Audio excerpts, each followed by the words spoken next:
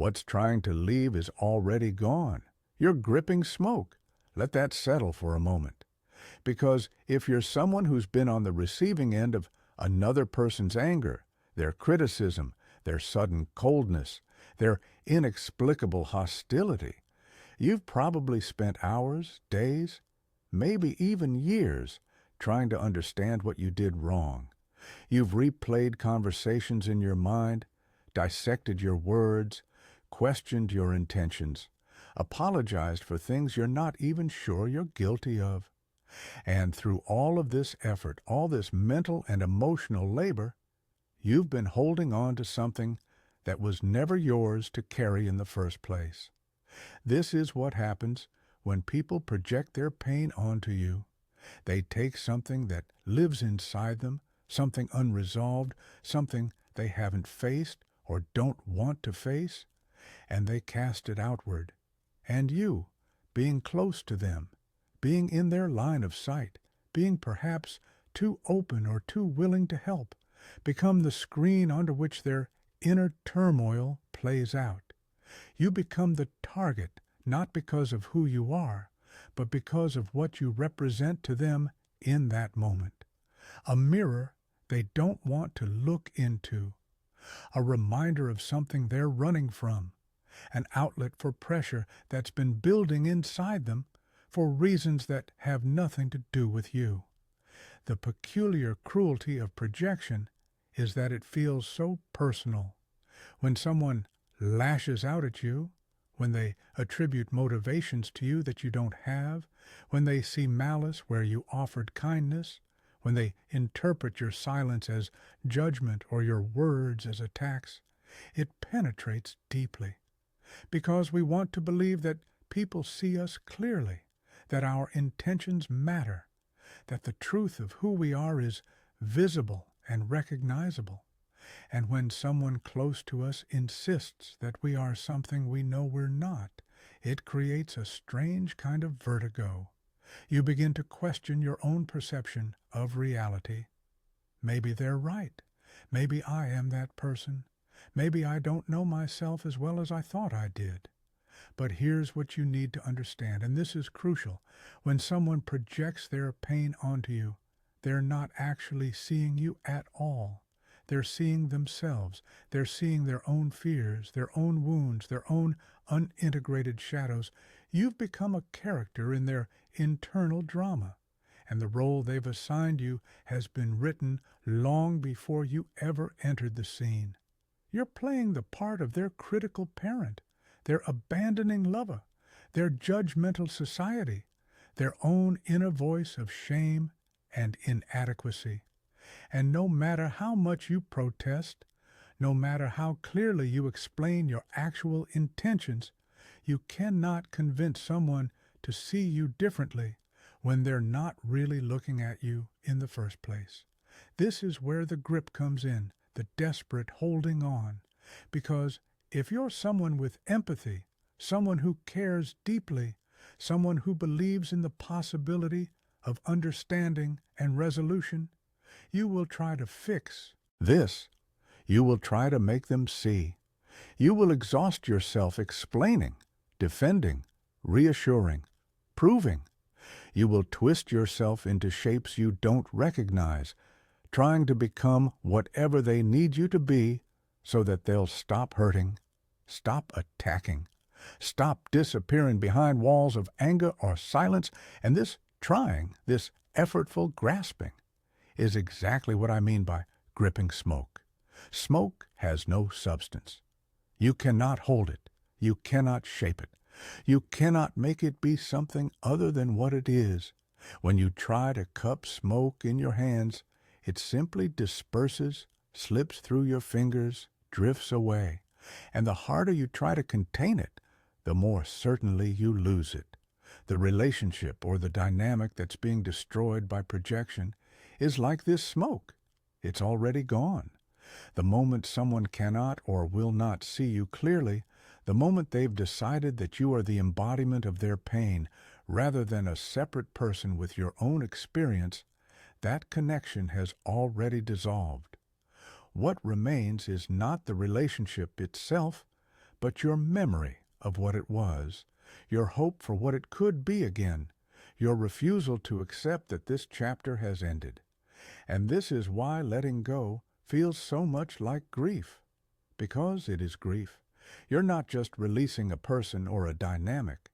You're releasing a version of reality you believed in.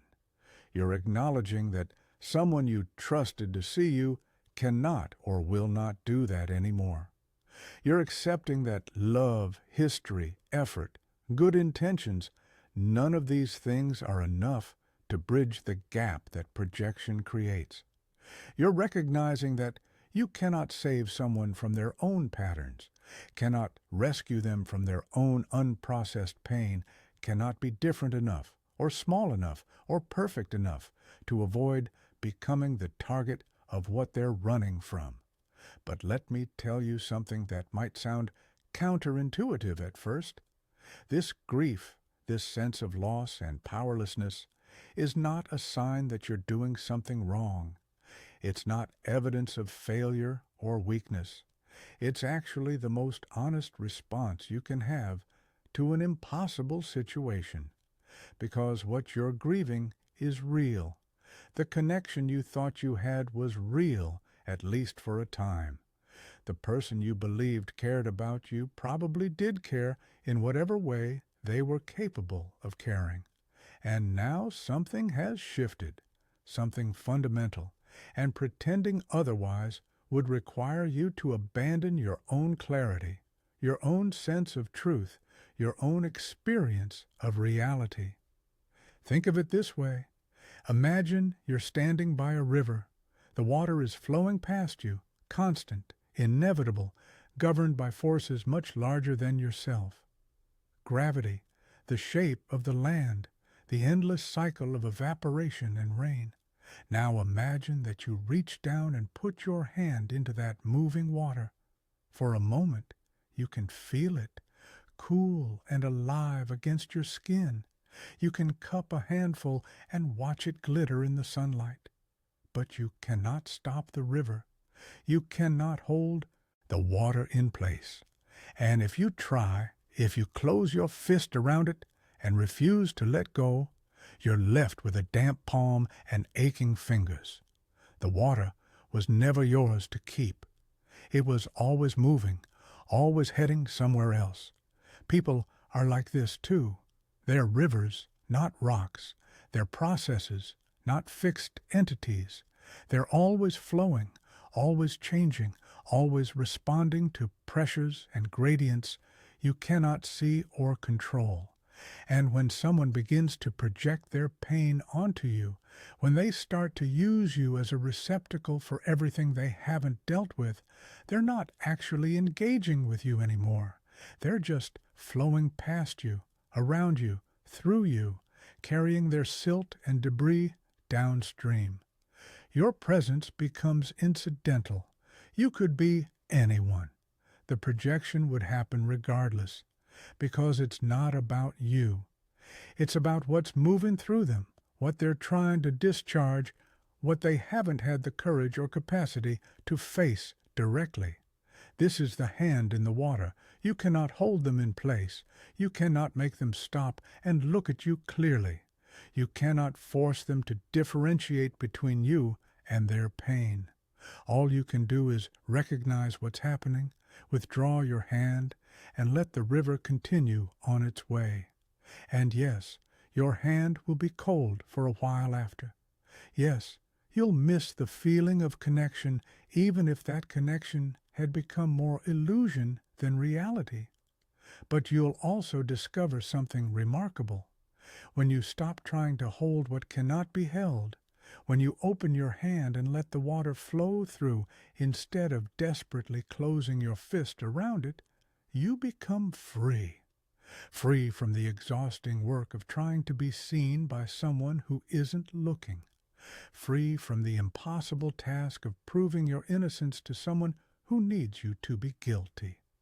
Free from the confusion of wondering why your best efforts never seem to be enough. Free from the slow erosion of your own self-trust that happens when you consistently override your own perceptions to accommodate someone else's distorted view of you. And in this freedom, something else becomes possible. Space, room, the capacity to breathe fully again. Because here's what nobody tells you about grief. It's not just an ending, it's also a clearing. When something dies, when something falls away, when you finally stop holding on to what's already gone, you create room for something new. Not immediately, not painlessly, but inevitably. The forest fire that seems like pure destruction is also what allows new growth to emerge. The seeds that have been dormant for years, waiting, suddenly have light and space and nutrients to germinate. The ecosystem that seemed finished transforms into something more diverse, more resilient, more alive than what came before. Your inner landscape works the same way. When you release your grip on a relationship or dynamic that has become toxic through projection, when you stop contorting yourself to avoid someone else's unprocessed pain, when you accept that you cannot fix or change or clarify your way into being seen accurately, you make room.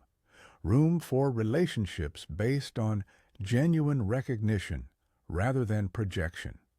Room for people who have done enough of their own work that they can tell the difference between you and their wounds.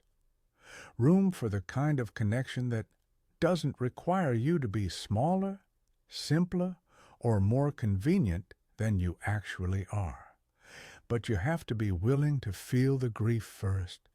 You have to be willing to sit with the emptiness, the disappointment, the sense of failure, even though you didn't fail. You have to be willing to acknowledge that sometimes love isn't enough, understanding isn't enough, patience isn't enough.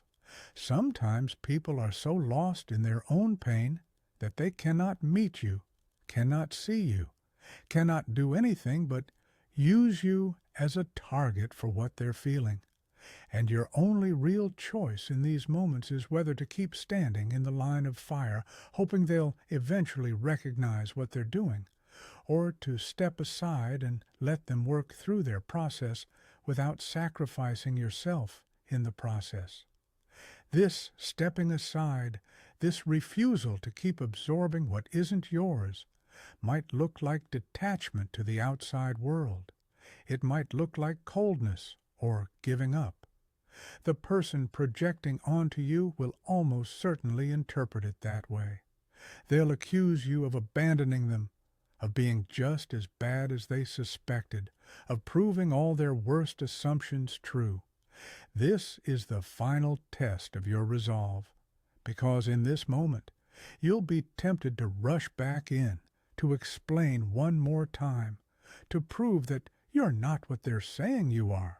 You'll want to defend yourself against these new accusations, these new projections. But remember the smoke. Remember the river. What's trying to leave is already gone. Their accusations are not about you. They're about their own inability to tolerate the loss of a target, the discomfort of having to face what they've been avoiding by making you responsible for it. When you step out of that role, when you refuse to be the container for their unprocessed material anymore, they experience a kind of crisis, and rather than turn inward and face what they've been projecting outward, they often double down. They make you more wrong, more guilty, more deserving of their anger.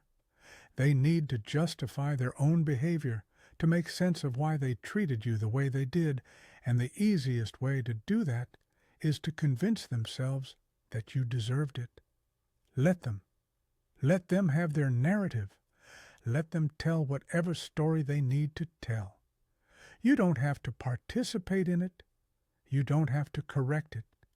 You don't have to defend yourself to an audience of one who has already made up their mind. Your innocence or guilt is not determined by their assessment of you. Your worth is not contingent on their approval. Your reality is not subject to their revision. You can simply withdraw your attention your energy, your investment in being understood by someone who has demonstrated repeatedly that they cannot or will not understand you. And in this withdrawal, you'll discover something that might surprise you. You'll discover how much energy you've been spending on this dynamic. How much of your mental space has been occupied by trying to figure out what went wrong, how to fix it, what you could have done differently.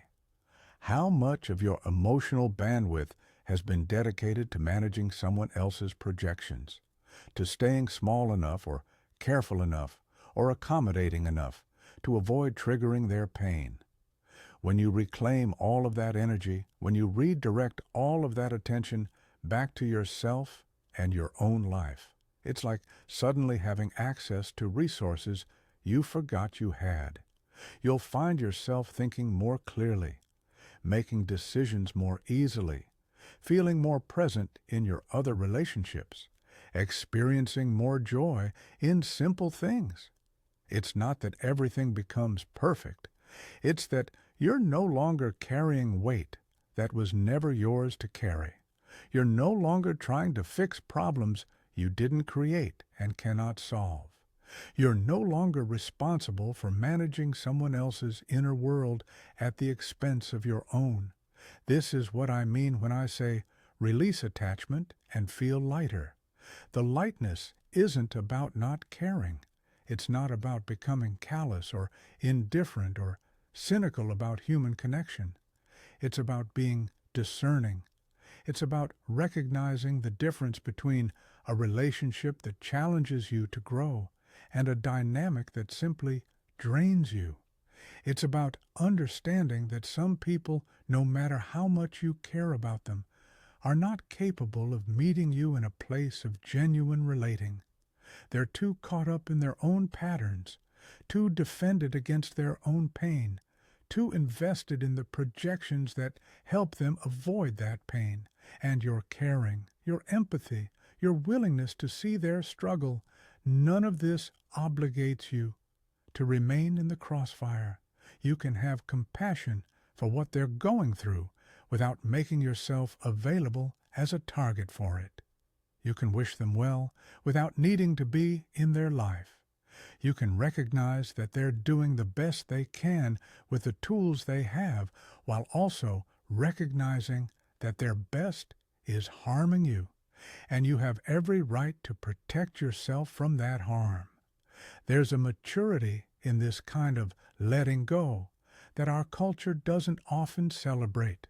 We're told that love means staying, that commitment means enduring, that loyalty means accepting whatever behavior comes your way as long as the person is struggling or damaged or has a good reason for treating you poorly.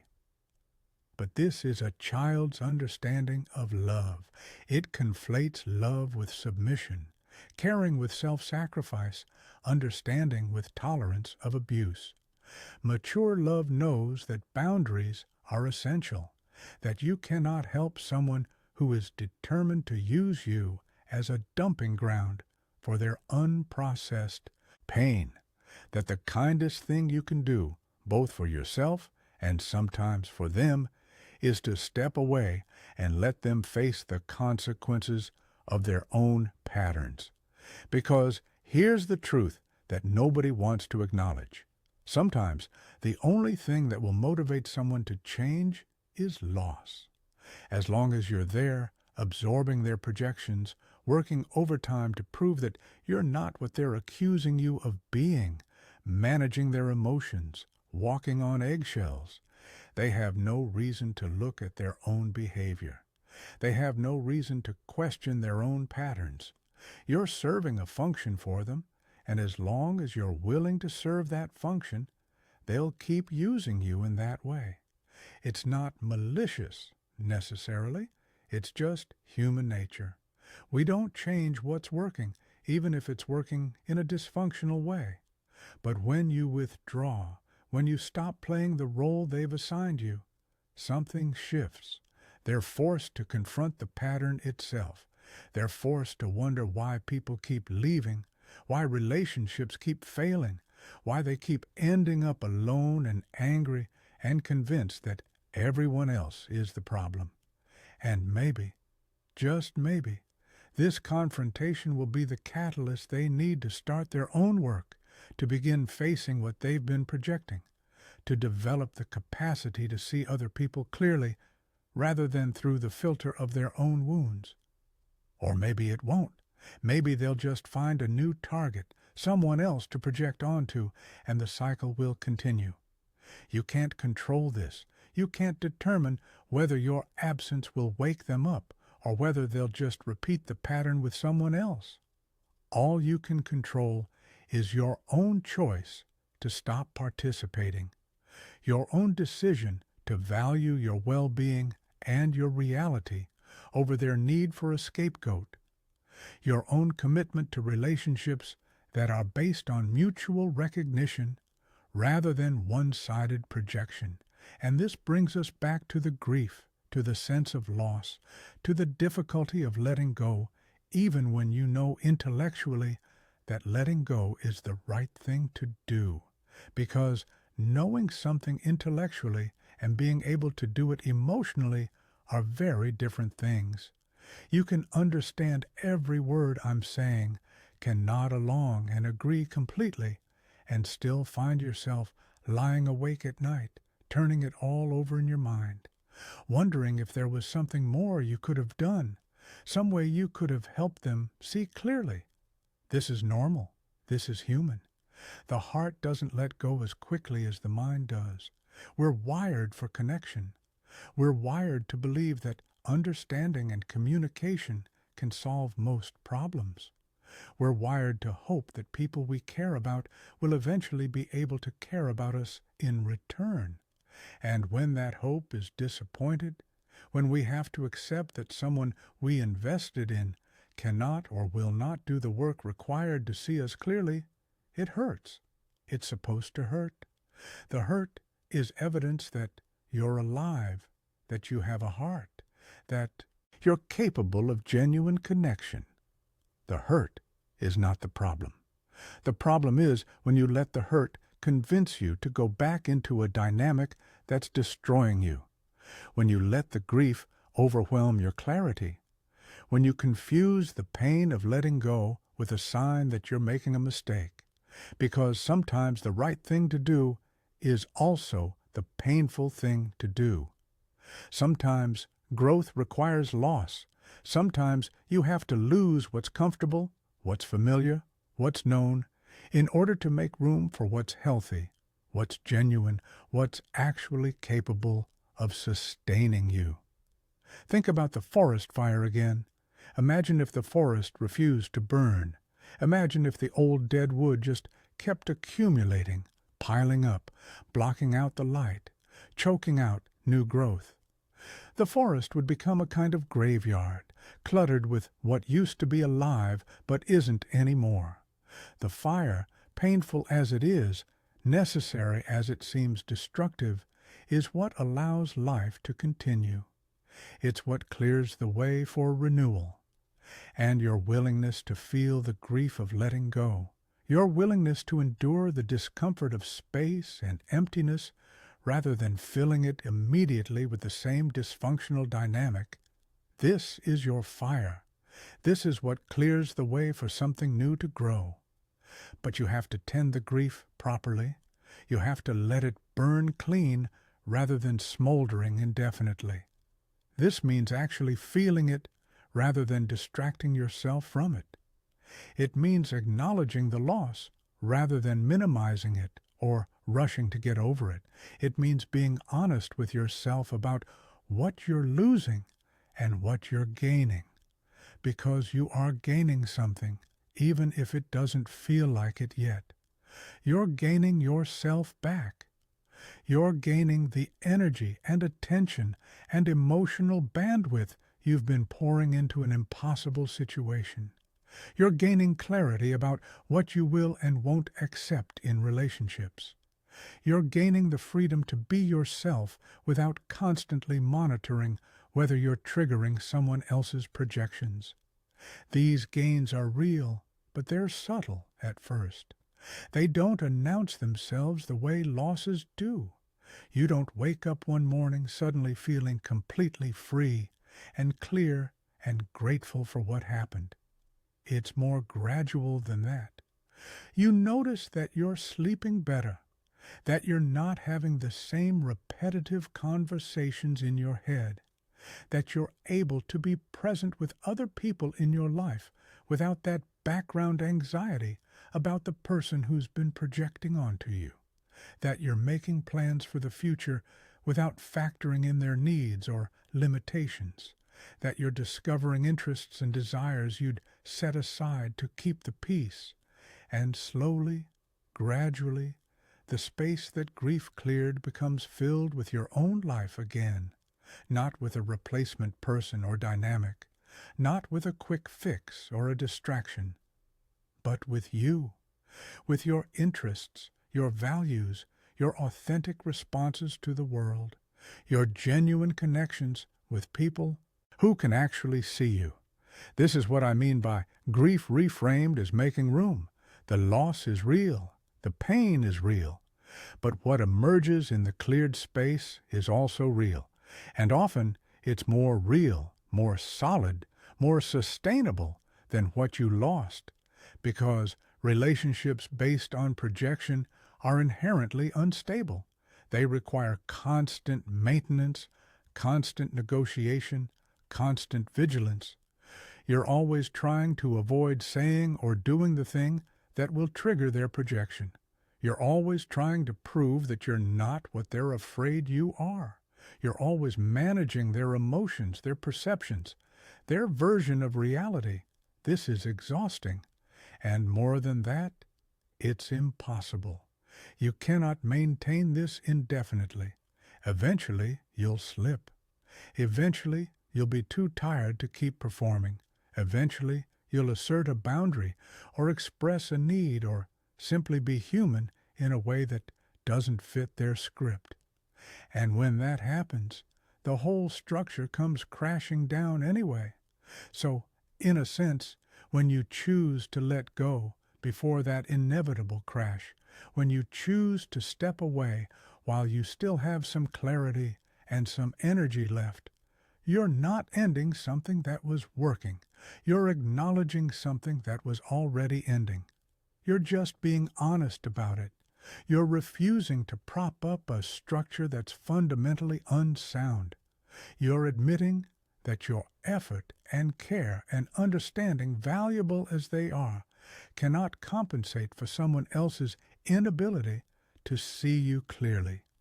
And there's a strange kind of relief in this admission, a relief in stopping the pretense, a relief in no longer having to be someone you're not, a relief in accepting that you tried, you cared, you showed up, and it still didn't work, and that's not your failure.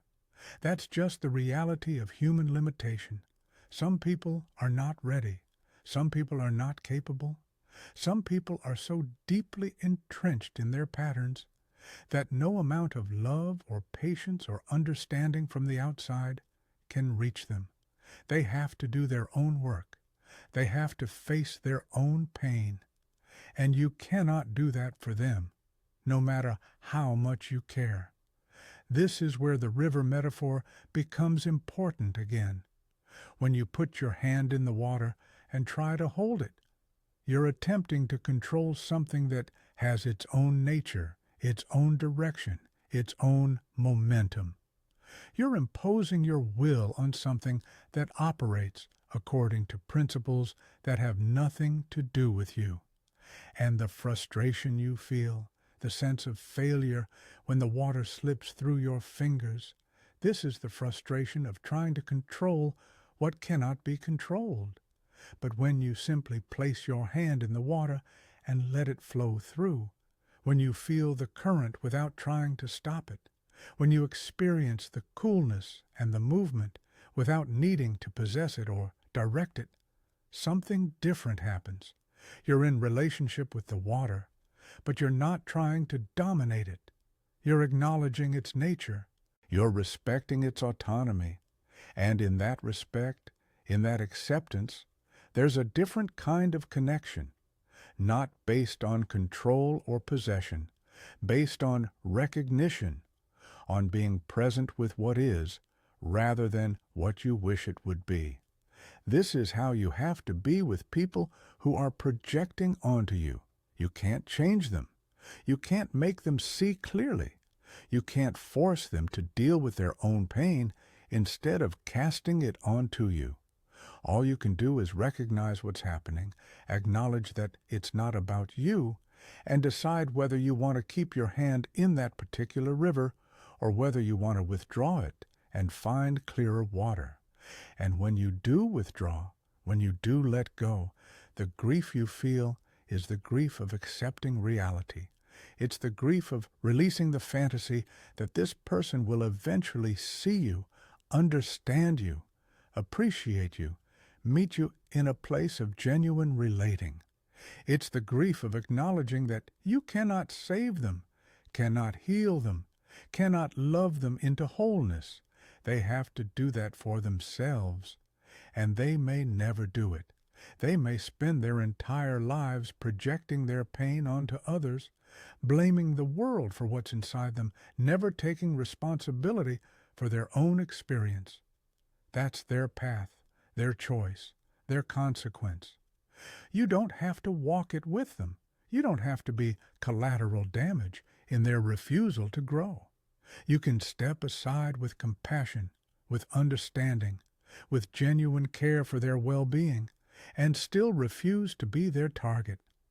These two things are not contradictory. You can hold both. You can care about someone and still protect yourself from them. You can understand why they're behaving the way they're behaving and still refuse to accept that behavior. You can grieve the loss of what you hoped the relationship would be while also feeling relief that you're no longer in an impossible situation. In fact, this ability to hold complexity, to feel multiple things at once, to grieve and feel relief simultaneously, this is a sign of emotional maturity. It's a sign that you're not operating in black and white thinking in either-or frameworks. You're able to see the full picture. The person who's projecting onto you is probably suffering. They're probably in pain. They probably don't fully understand what they're doing or why. And none of that changes the fact that their behavior is harmful to you. Both things can be true. Your compassion for their struggle and your commitment to your own well-being can coexist. This is the tightrope you walk when letting go of someone who's projecting onto you. You're not demonizing them. You're not making them the villain. You're not even saying they're a bad person. You're simply saying, this dynamic is not healthy for me. This pattern is not sustainable. I cannot keep doing this, and I'm choosing to step away, not out of anger or resentment, but out of self-preservation and self-respect.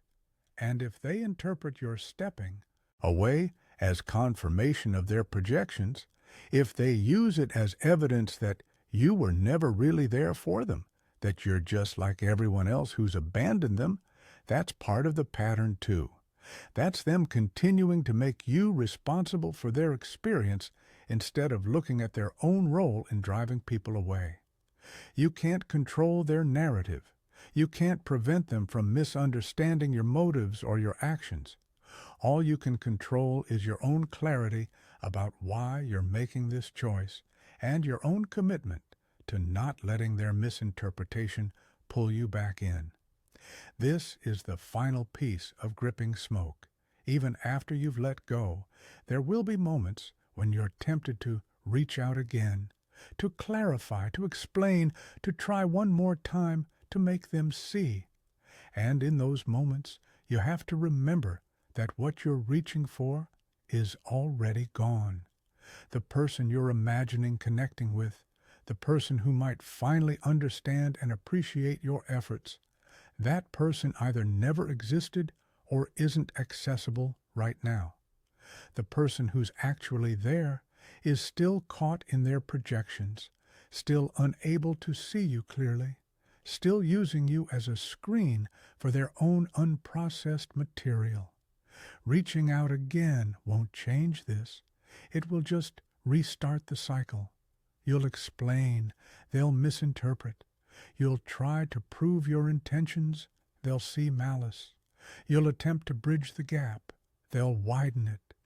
And you'll be back in the same exhausting dynamic, the same impossible situation, the same pattern of gripping smoke and wondering why you can't hold on to it.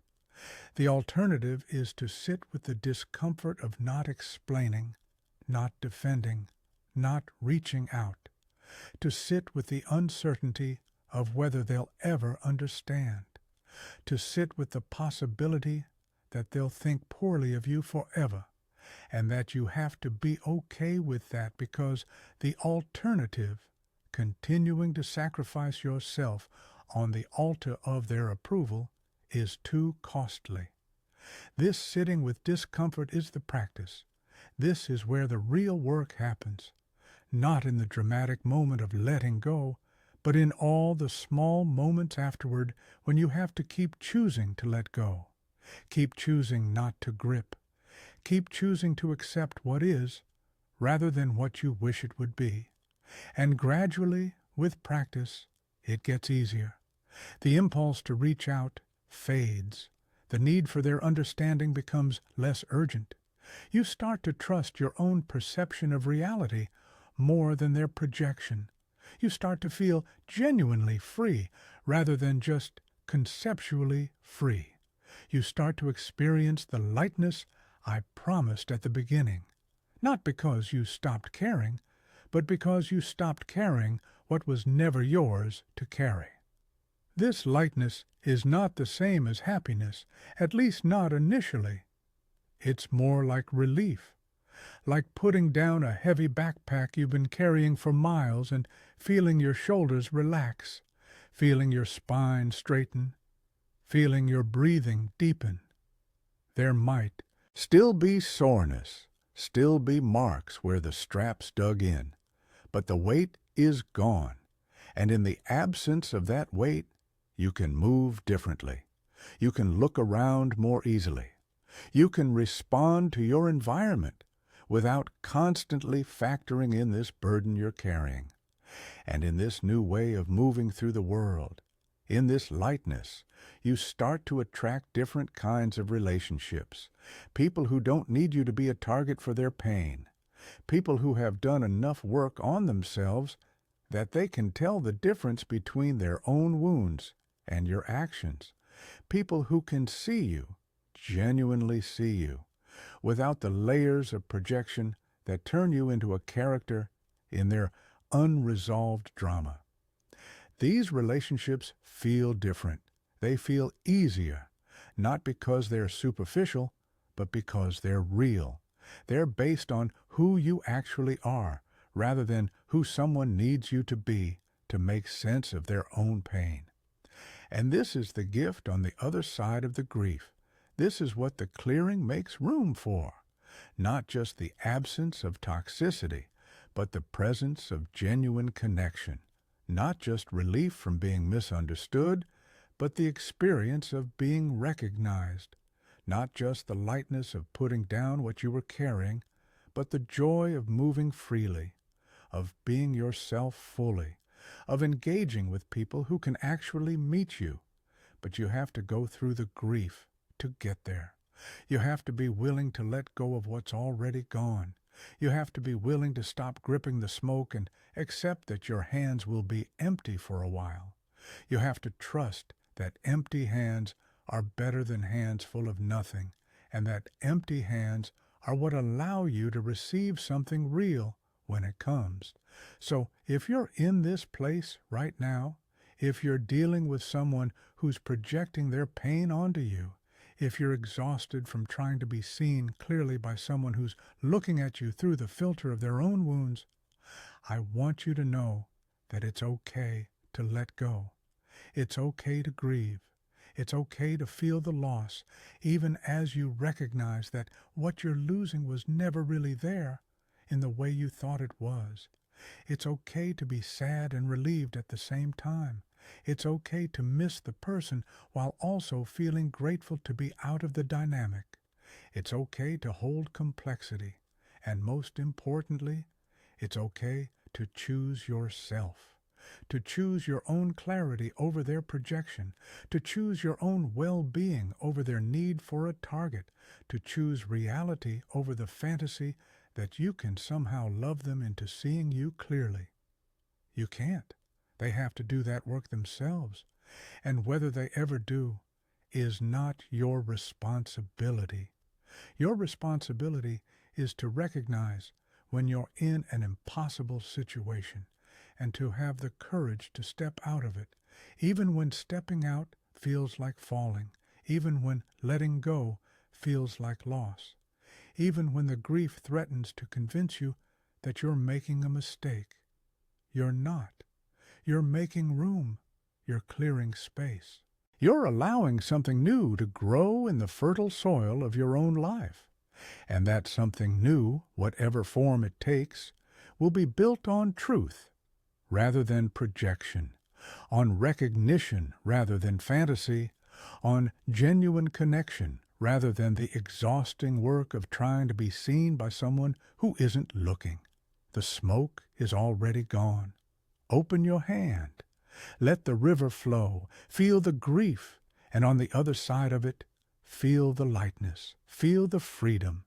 Feel yourself coming back to yourself, claiming the space you've made, filling it with your own life rather than someone else's projections. This is not the end of connection. This is the beginning of real connection. Connection that doesn't require you to be smaller or simpler or more convenient than you are. Connection that sees you, and being seen, truly seen, after spending so long being used as a screen for someone else's pain, that's worth every moment of the grief it took to get there. If this resonated with you, if you've experienced this particular flavor of loss and recognize yourself in these words, take a moment to hit that like button. And if you want more explorations of these complex, nuanced aspects of human experience, of relationships, of growth, subscribe to the channel, because we're going to keep diving into these territories, keep exploring the spaces where psychology meets philosophy, where personal experience meets universal patterns, where the grief of letting go transforms into the freedom of making room. Until next time, take care of yourself, and remember, what's trying to leave is already gone. The only question is whether you'll keep gripping or whether you'll open your hand and discover what else is possible.